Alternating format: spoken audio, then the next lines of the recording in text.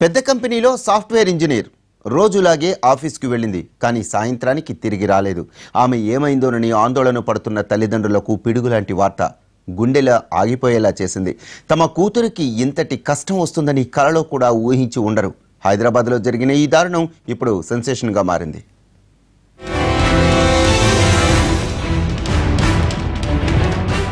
కృష్ణా జిల్లాకు చెందిన software engineer Lavanya కుటుంబం హైదరాబాద్ రామచంద్రాపురంలోని నివసిస్తోంది. 16 ఏళ్ల క్రితం వలస వచ్చి LIG కాలనీలో స్థిరపడ్డారు. ఆర్థిక పరిస్థితులు సహకరించకపోయినా BHEL గా కాంట్రాక్టర్ గా పనిచేస్తూ తన 2 కూతుళ్లను పై చదువులు చదివించాడు లావణ్య తండ్రి. TCS లో సాఫ్ట్వేర్ ఇంజనీర్ గా పనిచేస్తున్న లావణ్య ఎప్పటిలాగే ఆఫీసుకు వెళ్లింది. కానీ సాయంత్రం ఇంటికి రాకపోవడంతో తల్లిదండ్రులు కంగారు పడ్డారు. ఫ్రెండ్స్ ఇళ్లతో పాటు బంధువుల ఇళ్లలో కూడా వెతికారు తల్లిదండ్రులు.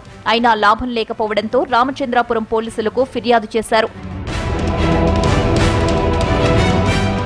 రంగంలోకి దిగిన పోలీసులు మొదట మిస్సింగ్ కేసుగా నమోదు చేసుకుని లావణ్య సెల్ ఫోన్లోని కాల్ డేటాను పరిశీలించారు. దీంతో ఆమె మిస్సింగ్ కి ముందు ఆ తరువాత కూడా ఒకరిద్దరితో మాట్లాడినట్టు గుర్తించిన పోలీసులు వారిని అదుపులోకి తీసుకుని ప్రశ్నించారు. ఆ ఇద్దరిలో సునీల్ అనే వ్యక్తితో లావణ్య ఎక్కువసార్లు మాట్లాడినట్టు తేలింది. చివరకు విచారిస్తే లావణ్యకు సునీల్ బాయ్ ఫ్రెండ్ అన్న విషయం బయటపడింది. Boy friend Sunil cell phone location, Lavanya phone location రెండూ గత 2 రోజుల క్రితం ఒకే చోట ఉన్నట్టు గుర్తించడంతో పాటు ఇద్దరూ కలిసే ఉన్నారని కూడా నిర్ధారణకొచ్చారు పోలీసులు.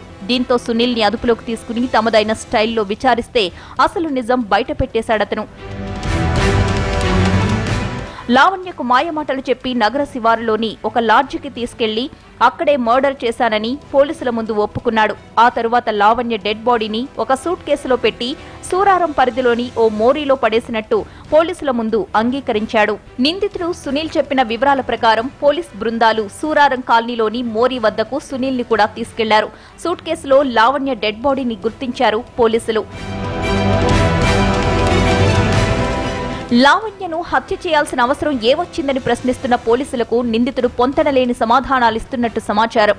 లావణ్య పెళ్లి పేరుతో తనపై ఒత్తిడి తెచ్చిందని ఒకసారి, అనుకోకుండా జరిగిన ఘర్షణలో ఇలా జరిగిపోయిందని మరోసారి, లావణ్య ఆత్మహత్య చేసుకుందని ఇలా పొంతనలేని సమాధానాలిస్తుండటంతో సునీల్ ని మరింత లోతుగా ప్రశ్నిస్తున్నారు పోలీసులు.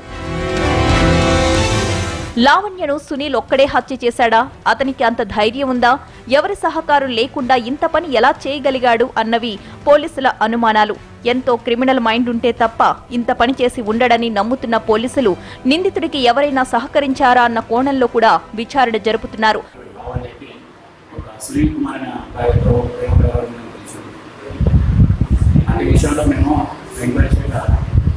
అదే రోజు మరుసటి రోజు లావణ్య ఎవరైతే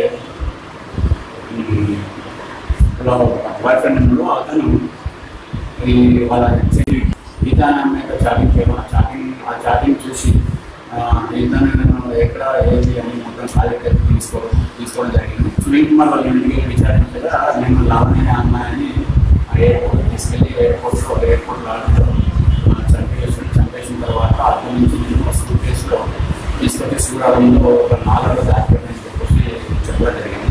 అటు విషయంలో నేను మా బృందం కలిసిపోయేసి ఐడెంటిఫై చేసి అతన్ని స్నేహితుల్ని గుడ్డిగా నమ్మడం, వారు రమ్మన్న చోటికల్లా అమాయకంగా వెళ్లడం, వాళ్ల మనస్తత్వం తెలుసుకోకుండా అజాగ్రత్తగా ఉండడం వల్లే ఇలాంటి ఘోరాలు జరుగుతున్నాయంటున్నారు పోలీసులు. తల్లిదండ్రులు పిల్లల కదలిక పట్ల జాగ్రత్తగా ఉండకపోతే ఇలాంటి దారుణాలు మళ్లీ జరుగుతాయని హెచ్చరిస్తున్నారు ఖాకీలు.